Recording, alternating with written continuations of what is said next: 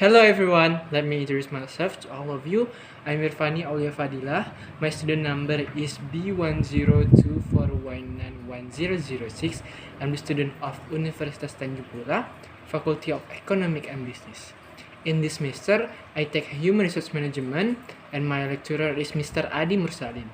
On this good occasion, I would like to answer the HRM final exam quiz, and well, my dear audience, watch me and listen me carefully.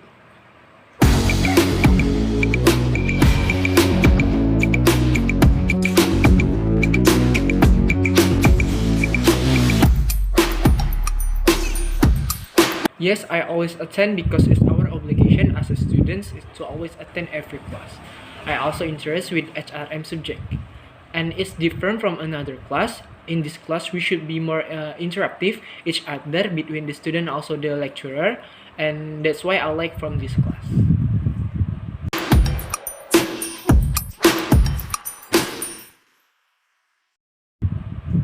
I've attended all of this class of HRM subject in this semester, and it's count 14 classes.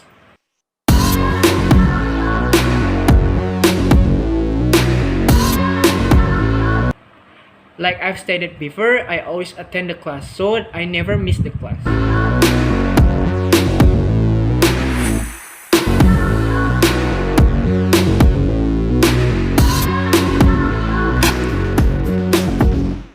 My group discussed about what is the best kind of leadership style.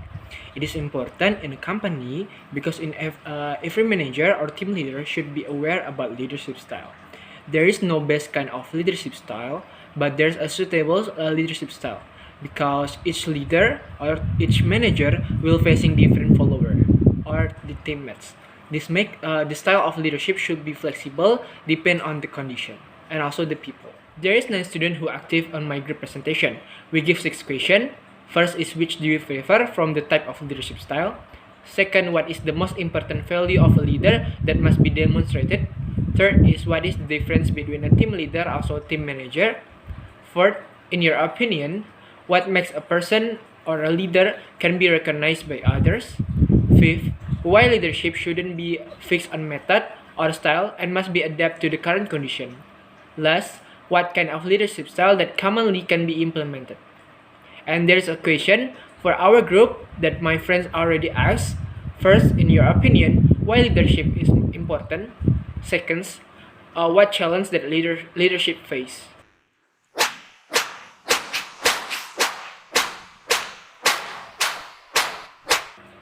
I hope that I will get the best score, A, because I always attend the class and I'm also active while in the discussion. So I believe that I will get the best score.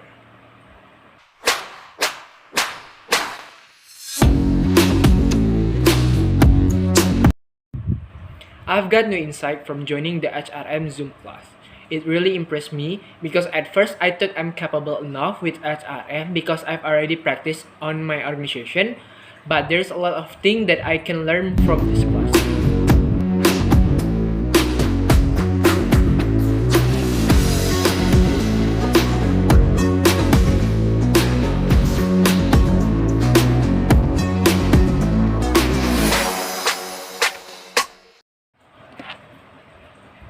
In study at Ranningsi Research 2017, it was found that employee self-control is a significant factor in cyber-loving behavior.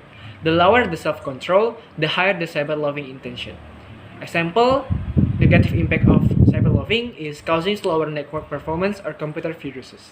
The positive impact of using the internet at work can have a relaxing effect on the workload and motivate employees to work better. Cyber-loving can have an impact on employees' emotion, so that it can be used to release the stress and take a break from work to regain the concentration.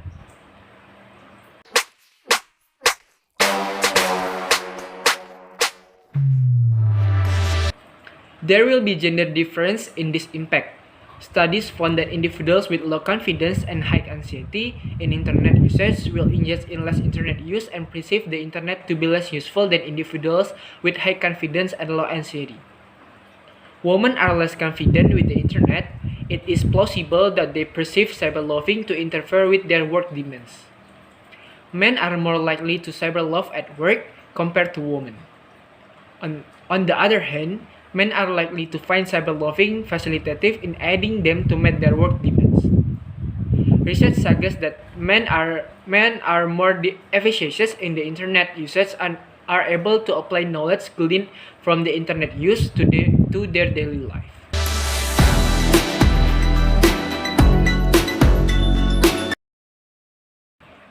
I agree that cyberbullying is acceptable because there is always positive and negative impact in everything's decisions. But I think as the HRD manager, giving our employees to relieving their stress also needed to boosting their performance. As long we can maintain the employees, it will be giving the benefit to us and our company.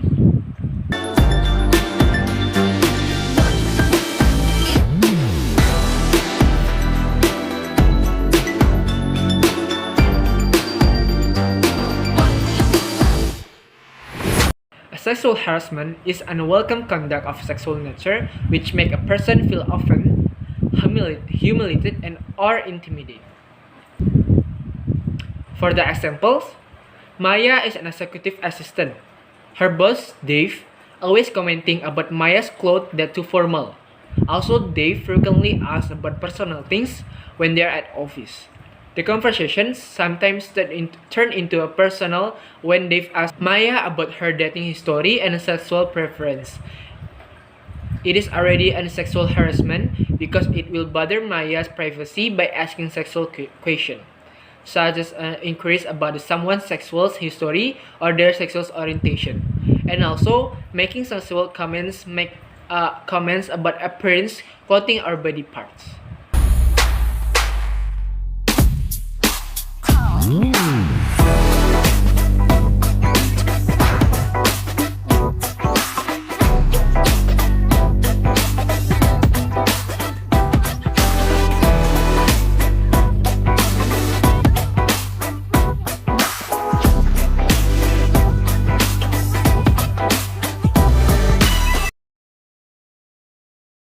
I agree. Even though sexual harassment knows no gender, but women are the most victim. It's no offense, but women are considered as humans whose level is below men. Women sometimes doesn't have a self-defense. That makes women always get sexual harassment. And also, men have a lust that is easily aroused. I think that statement is right. I'm sorry first, but the fact mostly women are the victim of sexual harassment. And sexual harassment can be happen while in working place, like the example that I already delivered before. Sexual harassment can be anywhere without seeing gender. That's why it's important to us to educate ourselves about sexual harassment in working place.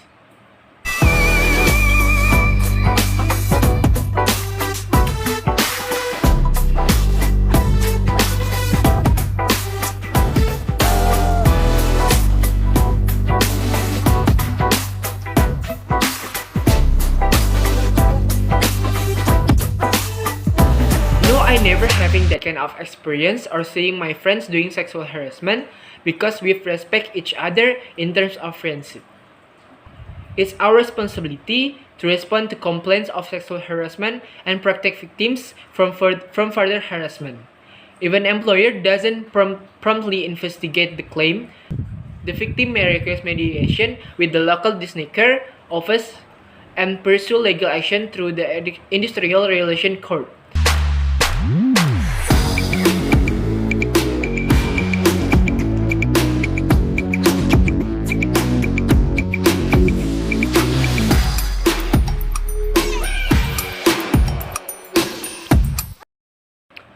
Both of them totally having a different criteria. Not all of us a good manager is a good leader, because not all of a good manager having the good leadership skills. Everyone can be a leader, but a good leader is someone that knows how to direct and keep things organized and can encourage their follower to always motivated.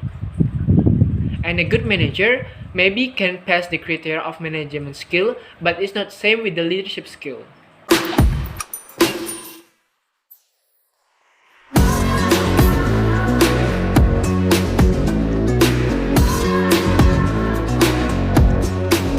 Leadership is a skill of leading others by examples. Meanwhile, management is systematically organizing and coordinating things in efficient way.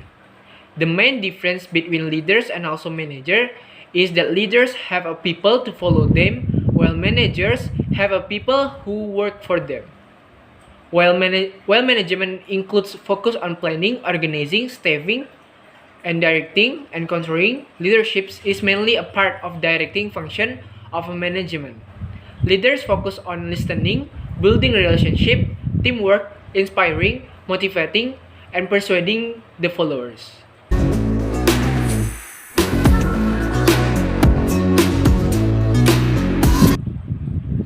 Maslow's hierarchy of needs includes 5 levels of human needs that allow an individual to feel fulfilled. In this often apply on the workplace as means to determine how to more effectively motivate employees and make sure their needs are met. As you apply Maslow's hierarchy of needs in your professional life, you may find areas that could be improved. An employer can provide ways to fulfill many of these needs, but you also need to be aware of how your needs impact your overall success in certain roles. For example, if you struggle with the rejection, a career in sales could make it more challenging to meet your needs. To reach the top level of this motivational theory in the workplace, you must be self-actualized, which means you understand your skills, abilities, and what you're capable of handling. A healthy and engaged workforce is filled with the individuals who have reached the top level of Maslow's hierarchy of needs.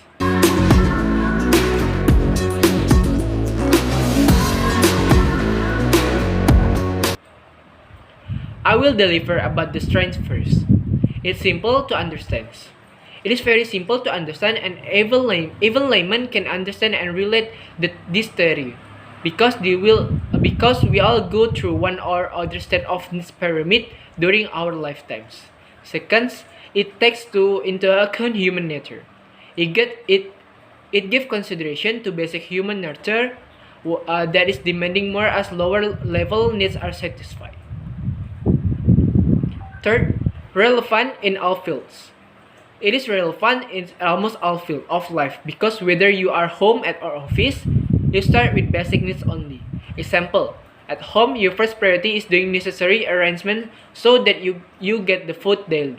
The weakness, not all individuals think in the same way. As we know, each person having their own opinion about something. Hence, for some individuals, social affection and respect.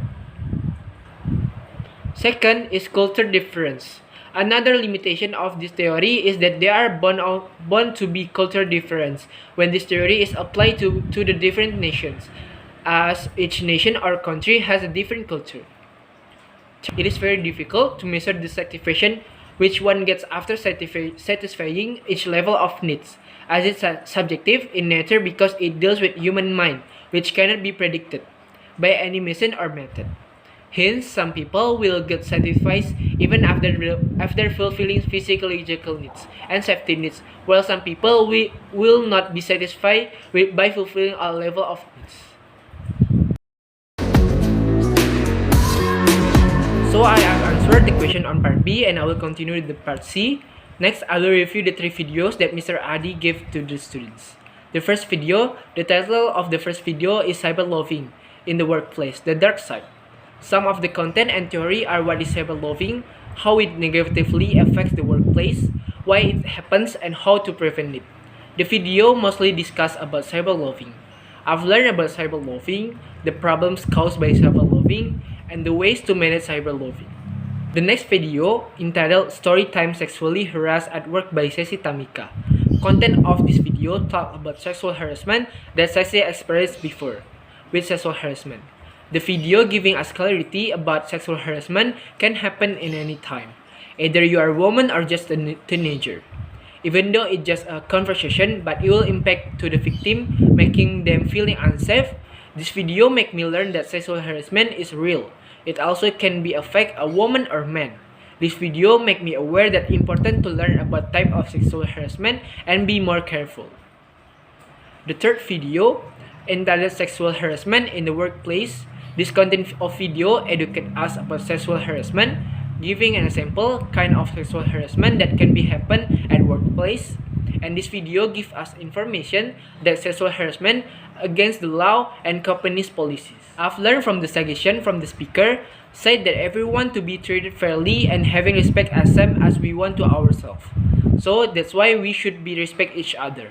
I can assume that to prevent sexual harassment, we should respect each other to employees. The last video entitled Criticism of Abraham Maslow Hierarchy of Needs. From the title, we know that content of this video will critique the theory of Abraham Maslow Hierarchy of Needs. The speaker tell us about what is Maslow miss from this theory. The speaker critique the theory that isn't too accurate. The speaker tell us what should be included in the theory. From this video, I've got a new point of view about the hierarchy of needs. That's all my answer from the question on part A until the part C. Thank you so much for watching. I hope this video will be useful and helpful. I'm sorry if there is mistaken from this video. Once again, thank you.